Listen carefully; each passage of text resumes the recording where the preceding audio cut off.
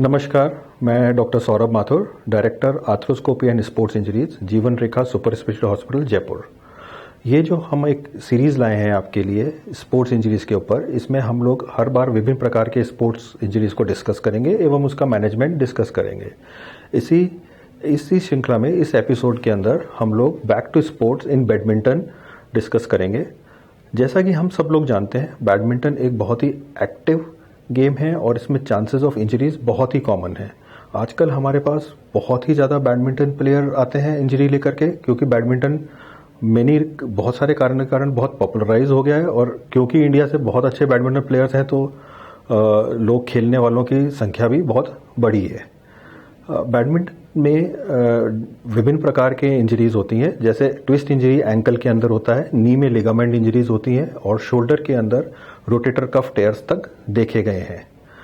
इस श्रृंखला में हम लोग एक बैडमिंटन प्लेयर का डिस्कस करेंगे, त्रिभुवन बिष्ट, जो कि हमारे लिए एक अननोन नेम नहीं है।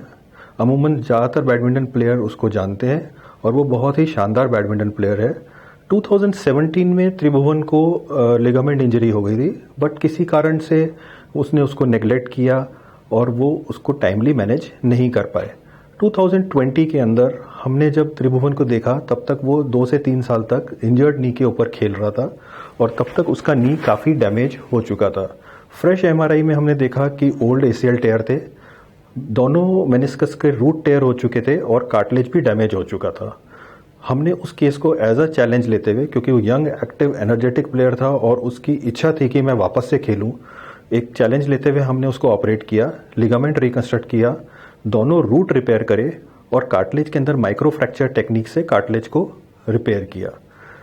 सर्जरी के बाद त्रिभुवन ने बहुत अच्छा रिहैबिलिटेशन किया और आज की तारीख में वो वापस से फील्ड पे खेल रहा है और लोगों को कोचिंग भी दे रहा है, टूर्नामेंट भी खेल रहा है और जीत भी रहा है।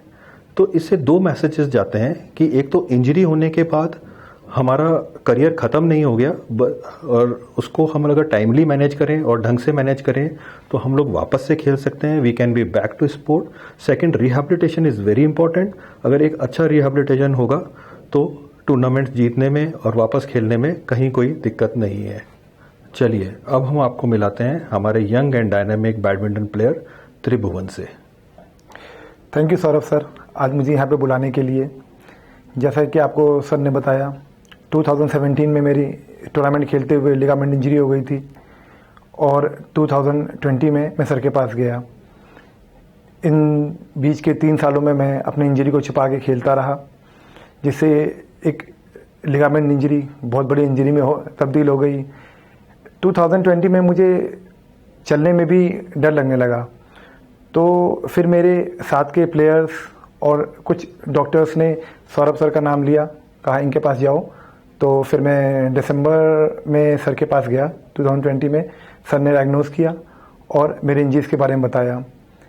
इंजरीज के बारे में सुन के मैं बहुत डर गया, पर सौरभ सर ने हौसला दिया। सर से मैंने पहला क्वेश्चन यही पूछा था कि सर मैं क्या दोबारा खेल पाऊँगा? तो सर ने कहा बिल्कुल बिल्कुल खेलोगे। फिर सर ने मेरा नी ऑपरेट किया और आज लगभग 2 साल हो गए मैं परफेक्टली खेल रहा हूँ, टूर्नामेंट खेलता भी हूँ और जीतता भी हूँ और अभी सब बच्चों को ट्रेनिंग भी देता हूँ। तो मेरा सबसे यही मैसेज है कि अपनी इंजरीज को छुपाएं नहीं, तुरंत डॉक्टर से कंसल्ट करें, अच्छा रिहैबिलिटेशन करें और वापस खेलें।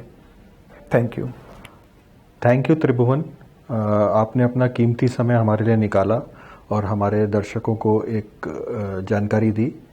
जैसे इस एपिसोड में हमने बैडमिंटन और उससे रिलेटेड इंजरीज़ को डिस्कस किया है, हम हमारे हर एपिसोड में एक नए स्पोर्ट्स को और उससे रिलेटेड इंजरीज़ और उसके मैनेजमेंट को डिस्कस करेंगे। इसी श्रृंखला में नेक्स्ट टाइम हम लोग आपके साथ आएंगे क्रिकेट और उससे जुड़ी इंजरीज़ को डिस्कस करने के लिए।